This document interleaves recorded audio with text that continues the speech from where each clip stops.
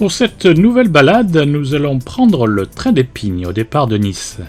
La ligne relie Nice à Digne-les-Bains, mais nous ferons halte à Puget-Théniers pour prendre place à bord d'un train à vapeur.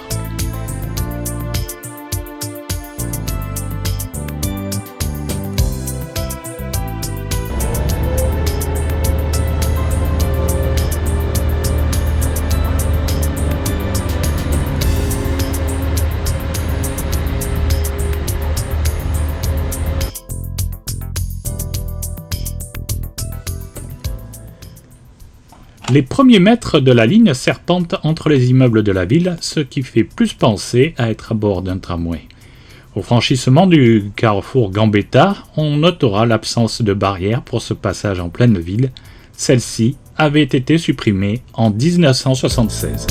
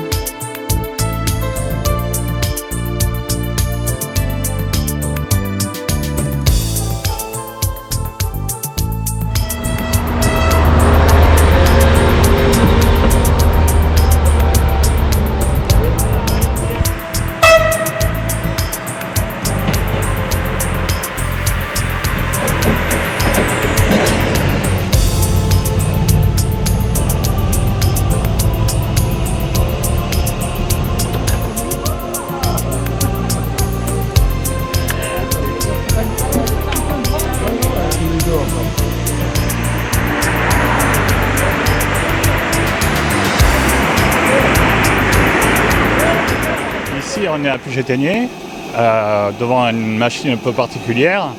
C'est quoi et elle a quel âge? Cette machine, c'est une véritable machine à vapeur. Elle est classée monument historique. Pensez-vous bien, elle a été construite en 1923. Donc aujourd'hui, elle a 99 ans et demi et elle fêtera son centenaire l'année prochaine. D'accord. Et donc chaque été, vous proposez des sorties historiques, on va dire. Voilà, c'est ça. Notre association, donc une association de 1901, on est 55 bénévoles dans l'association, plus un salarié. Et on propose, alors déjà notre but c'est de restaurer le matériel ferroviaire, le patrimoine ferroviaire ancien, comme cette machine par exemple, voilà. Et après, pour le plus grand bonheur de tout le monde, des petits et des grands, voilà, on circule donc la belle saison, de mai jusqu'à début novembre, entre Puget-Théniers et Anote essentiellement, pour amener donc les visiteurs sur ces villages et leur faire profiter d'un voyage hors du temps, avec un train qui est... la moitié des véhicules sont classés monuments historiques. Donc c'est vraiment un voyage dans le haut pays et en plus, je dirais, hors du temps, puisqu'on voyage comme on voyageait il y a 100 ans, quoi. Les voitures et la machine sont d'origine d'ici ou il y a... Alors, tout le matériel n'est pas d'origine d'ici, malheureusement. Ce qui se passe, c'est que toutes les locomotives des chemins de Provence ont toutes été... à la casse, malheureusement, les dernières dans les années 50-60, donc ça il n'y en a plus. Mais le matériel remorqué, les voitures voyageurs, certaines datent de 1892, c'est-à-dire lorsque la gare du Sud, la gare des chemins de Provence a été inaugurée en 1892 pour venir jusqu'à Puget-Théniers, parce que dans un premier temps c'était terminus à Puget-Théniers. Et les voitures qu'on a dans le train aujourd'hui témoignent de cette époque-là, puisqu'elles ont été construites pour cette époque-là, au début du chemin de fer. C'était les premières commandes de voitures voyageurs à l'époque. Et elles roulent toujours aujourd'hui. Ce qu'on peut remarquer, c'est qu'il y a pas mal de voitures. Il y en avait autant à l'époque ou là c'est exceptionnel pour la sortie historique? Alors là, aujourd'hui, les situations ne sont pas ce qu'elles étaient à l'époque. À l'époque, il y avait beaucoup moins de passagers voyageurs, je parle, voilà. On transportait aussi beaucoup les marchandises, ce qui ne se fait plus aujourd'hui. Mais on avait à l'époque des trains mixtes avec peut-être 2 voitures voyageurs et 3-4 wagons de marchandises. On dit voiture pour les voyageurs et wagons pour les marchandises. Aujourd'hui, les marchandises ont disparu parce que nous, on est un train historique, témoignage, un patrimoine de l'époque, voilà, et on transporte des voyageurs. Et c'est vrai que l'affluence des voyageurs fait que on a un train très, très long et très lourd, puisque là, on transporte, on a une capacité de 368 places assises. Voilà, et bien souvent c'est complet. Donc voilà. Alors du coup, déjà on imagine que la machine va moins vite que les machines actuelles. On va circuler à quelle vitesse? Alors les machines roulent moins vite que ce qu'elles roulent qu'aujourd'hui, bien sûr, ça c'est sûr. En fait, également, ce qui se passe, c'est qu'on a un train beaucoup plus lourd. On transporte beaucoup plus de monde de ce qui se faisait à l'époque. Donc c'est une machine qui n'est pas d'origine du réseau, encore une fois, malheureusement, parce qu'elles ont toutes été détruites avec la modernisation des chemins de Provence dans les années 50, 60. Mais elle est historique, elle est centenaire et elle est beaucoup plus puissante que les machines qui roulaient ici à l'époque. Heureusement, elle pèse 60 tonnes, elle fait 750 chevaux et elle a la capacité de tractionner, de tirer au crochet de la locomotive 150 tonnes. Et le train aujourd'hui fait 133 tonnes. Donc on n'est pas loin de cette limite de la machine. Le train complet, locomotive compris, pèse à peu près 200 tonnes. Et effectivement, on roule à peu près dans les vitesses qui se faisaient à l'époque. Hein. On roule entre 30 et 40 km/h. Voilà.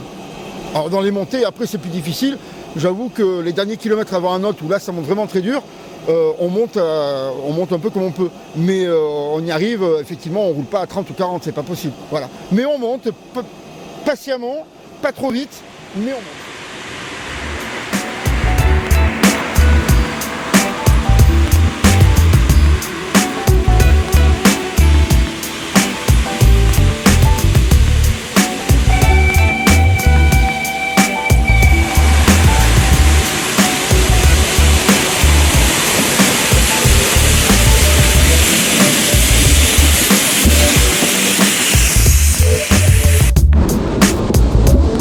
C'est à partir de 1901 que débutèrent les travaux pour la jonction Puget-Théniers-Entrevaux et 2 ans plus tard, pour la section Entrevaux-Anote fut réalisée.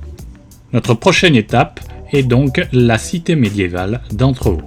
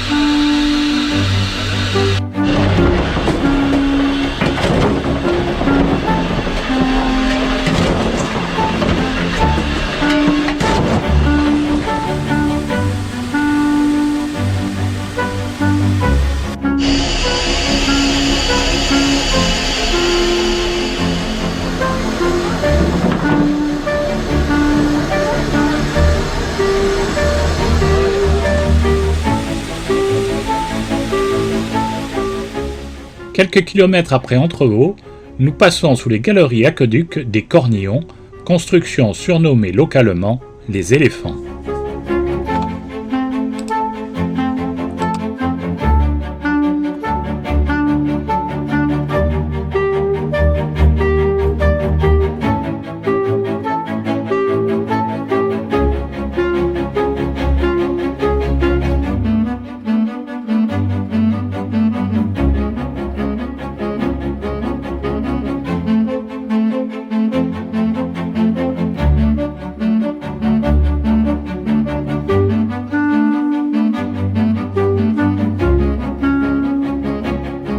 Après avoir traversé le pont métallique sur le Coulon, le train arrive en gare de Pont-de-Guédan.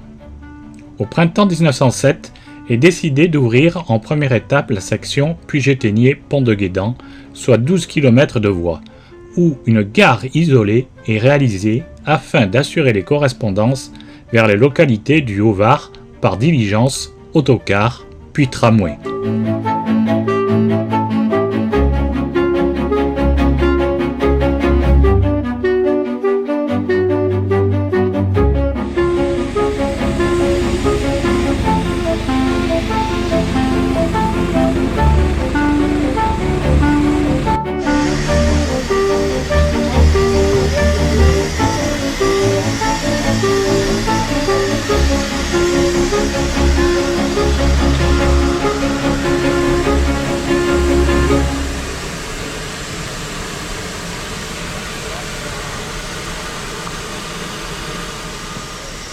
Qu'est-ce qu'elle dit là?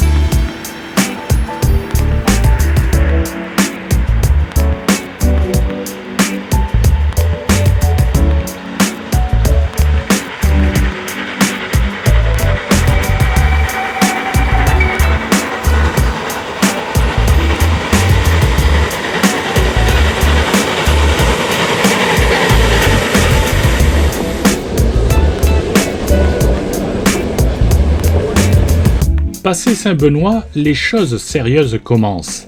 La voie passe à 30 pour 1000 en continu jusqu'à Anote sur plus de 3 km.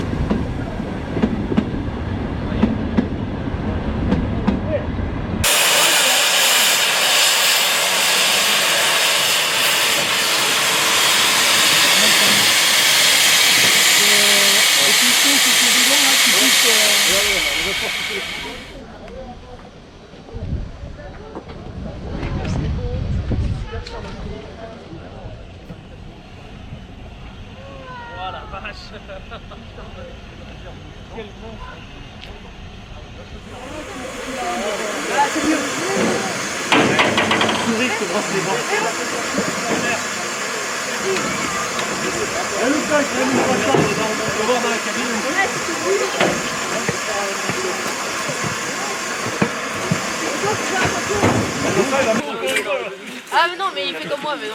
Oh, encore rigole. Ah non, mais... Non, on va attendre, Mais c'est vrai que c'est mieux, parce que quand papa il me dit d'ouvrir... Allez, vas-y, ouvre. C'est l'eau. C'est parti, l'eau. Jérémy, alors là, vous faites le plein d'eau. Exactement, avant de repartir, on a besoin de remettre pas mal d'eau qu'on récupère du château qui est juste derrière nous. Ouais. Alors, j'ai vu que vous aviez fait déjà le plein d'eau à Pont-de-Guédan, non? Exactement, on a récupéré de l'eau qu'on avait dans le fourgon, on a rempli les soutes, mais bon, on consomme, donc arrivé ici, on recharge le fourgon et on recharge les soutes juste derrière. En gros, vous consommez combien d'eau? Je sais pas exactement, c'est assez difficile à dire, je saurais pas répondre. Vous rajoutez quelque chose dans l'eau? Oui, on rajoute un produit justement pour la dureté de l'eau. Ouais, selon l'eau d'Anote, l'eau de Puget, on a des dosages spécifiques qui nous permettent justement de pour aussi entretenir la locomotive et empêcher qu'elle s'abîme trop rapidement. Alors le fonctionnement donc sur l'ensemble de la machine déjà, c'est qu'on a 2 moteurs haute pression, 2 moteurs basse pression. Donc chaque moteur en fait a 4 temps moteurs sur les hautes pressions et 4 tanks moteurs sur les basses pressions. En fait, puisque le piston travaille sur ses deux faces. Donc quand la tige de piston rentre, quand la crosse est au milieu, ça pousse vers l'avant, et puis dans l'autre sens, quand elle est au milieu, dans l'autre sens, ça pousse vers l'arrière pour faire avancer la machine. Ensuite, à l'intérieur des cylindres, bon, la vapeur suit un cycle pression-vapeur en 6 temps, pour le coup, donc un petit peu plus complexe. Et après, quand on prend au niveau de l'embiellage, alors déjà, il y a 3 plans. Le premier, c'est le plus proche des roues, qui est ici. C'est pour accoupler les bielles entre elles. Donc ça, c'est le principe du 4x4, en fait. Hein, c'est qu'on met plus d'essieux moteurs. Ça permet de tractionner plus. Le deuxième plan, qui est celui-ci, c'est le plan moteur. Donc là, c'est un simple système bielle-manivelle. Hein. Donc c'est piston, comme dans une voiture, hein, pour le coup. Sauf que c'est à l'extérieur. Donc là, c'est système avec le piston, une bielle et une manivelle qui est sur la roue. Et enfin, le dernier plan qui est là, c'est la distribution, ce qu'on appelle la distribution. Ça permet de régler les tiroirs qui sont au-dessus des cylindres et qui en fait vont tout simplement sélectionner si la vapeur va vers l'avant du cylindre ou vers l'arrière. Et donc avec cette bielle en forme de banane, le mécanicien va choisir d'aller vers l'avant ou vers l'arrière et avec quelle forme, avec quelle force. Voilà. Nickel.